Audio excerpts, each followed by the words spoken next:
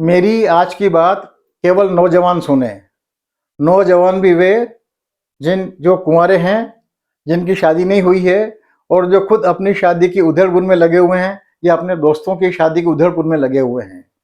बूढ़े लोग, अधेड़ लोग, शादीशुदा लोग मेरी आज की बात बिल्कुल नहीं सुने और यदि गलती से सुन लें तो इसे उन नौजवानों तक पहुंचाएं, उन कुंवारे नौजवानों तक पहुंचाएं जिनकी शादी होने वाली है और जो अपनी शादी की रस्मों की तैयारियां करने में लगे हुए हैं।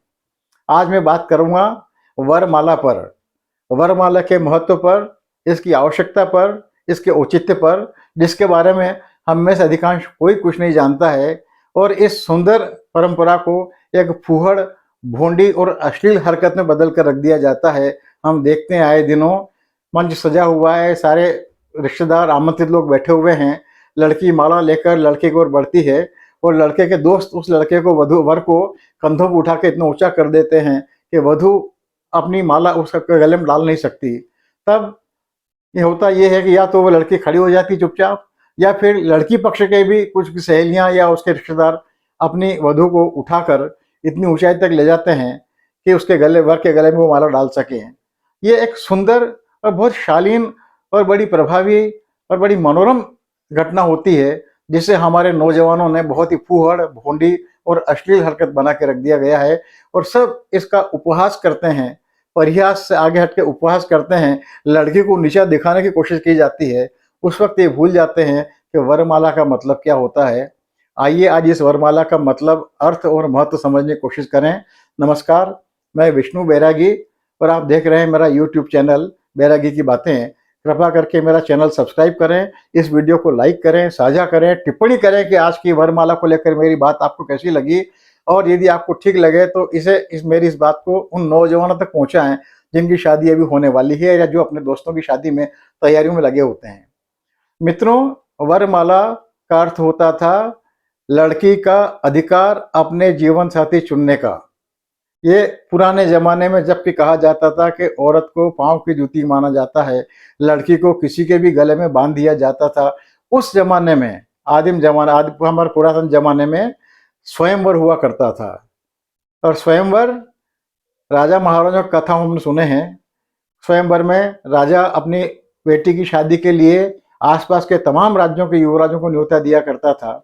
वे आते थे सभाओं में, जो भी अपना आपको इस राजकुमारी का पति होने के लिए पात्र और योग्य अधिकारी मानते थे, वो सब आते थे, सब दरबार में बैठते थे और वो लड़की हाथ में माला लेकर, राजकुमारी हाथ में एक माला लेकर एक एक उम्मीदवार के सामने जाती, उसे देखती, उससे कुछ आवश्यकता अनुभव होते तो उससे प्रश्न करती, अपनी जिज्ञासा प्रस्तुत करती, उम्मीदवार उसका जवाब देने की कोशिश करता और लड़की जब सबको एक बार सबसे बात कर लेती, देख लेती, उसके बाद तय करती कि मुझे किसको अपने जीवन साथी बनाना है, तब उस उम्मीदवार के गले में जाकर उसके गले में वो माला डालती और तब ये घोषित हो जाता था या निश्चित हो जाया करता था कि इस राजकुमारी का विवाह अब इस राजकुमार के साथ होने वाला है।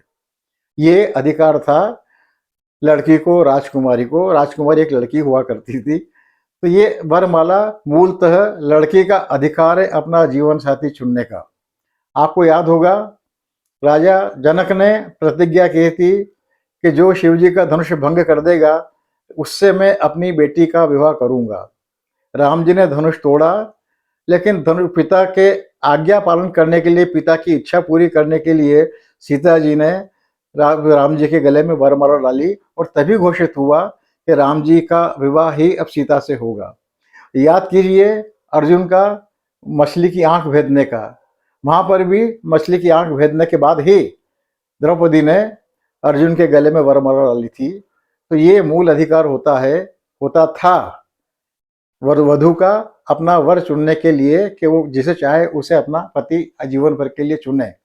लेकिन आज तो इसका बड़ा भोंडा मजाक बना दिया गया है और वरमाला केवल एक बार होती है। आजकल हमारे यहाँ समारोह में देखा है मैंने, एक तो रिसेप्शन हॉल पे हो जाती है सबके सामने, फिर पंडित फेरे कराता है, तो फिर वरमाला होती है। ये जब सब कुछ तय है कि वधू कौन है, वर कौन है, तब वरमाला की कोई आवश्यकता ही नहीं होती है। ऐसे प्रसंगों पर केवल उस सप्तपदी का महत्व होता है जो पवित्र अग्नि के साक्ष्य में वचन लिए जाते हैं, एक दूसरे के प्रति विश्वास निष्ठा बनाए रखने के लिए और सहयोग समन्वय करते हुए अपने संतानोत्पत्ति और परिवार की समृद्धि सुख के लिए दोनों वचनबद्ध होते थे। ऐसे में वहाँ पर जब वधू और वर दोनों सुनिश्चित हैं, पहले ही सुनिश्चित हैं, वहाँ पर वरमाला की कोई आवश्यकता नहीं होती है। आज वरमाला आवश्यकता और संस्कार तो खैर कभी रहा ही नहीं वरमाला। आज वरमाला को एक इवेंट बना के रख दिया गया है और वरमाला के इवेंट को मैनेज करने के लिए इवेंट मैनेजर अच्छा खासा पैसा वसूल करता है। नौजवान दोस्तों से मेरा कहना है, आपका पैसा बड़ी मुश्किल का पैसा है। आपके पास पेंशन की व्यवस्था नहीं है।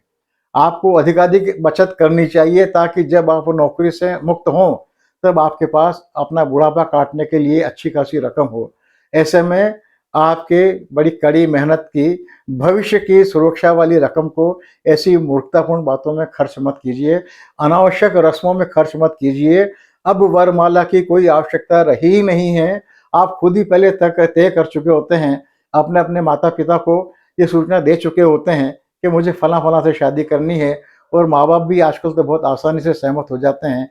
इसलिए वरमाला को कृपा करके इवेंट मत बनाइए।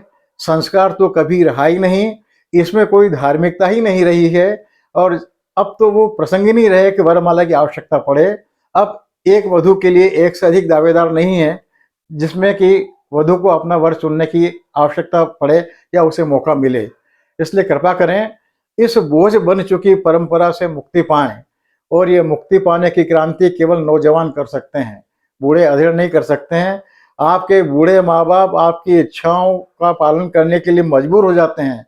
वे जानते हैं कि ये अनावश्यक है, निरर्थक है, अनुपयोगी है, लेकिन आपके और आपके यार दोस्तों की इच्छाओं की पूर्ति के लिए वो अपनी बड़ी गाढ़ी मेहनत की कमाई को इस तरह से धुआं बनते देखते को मजबूर हो जाते हैं।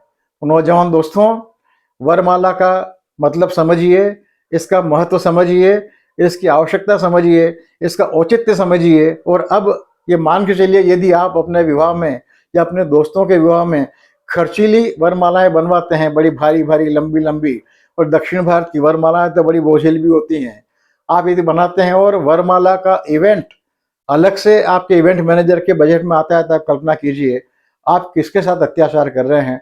खुद के अपने पालकों के साथ अत्याचार कर रहे हैं, और वो भी उस काम के लिए जो अब कोई अर्थ नहीं रखती है, ये निरर्थक है, महत्वहीन है, अनुपयोगी है।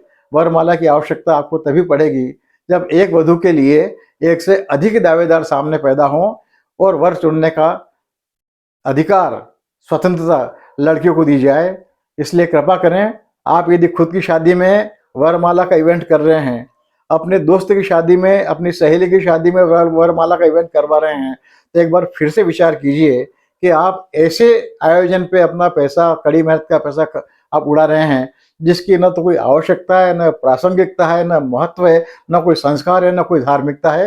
ये केवल एक इवेंट है, और ऐसी इवेंट जो आपकी ज़िंदगी में कभी कहीं उपयोगी नहीं होता है।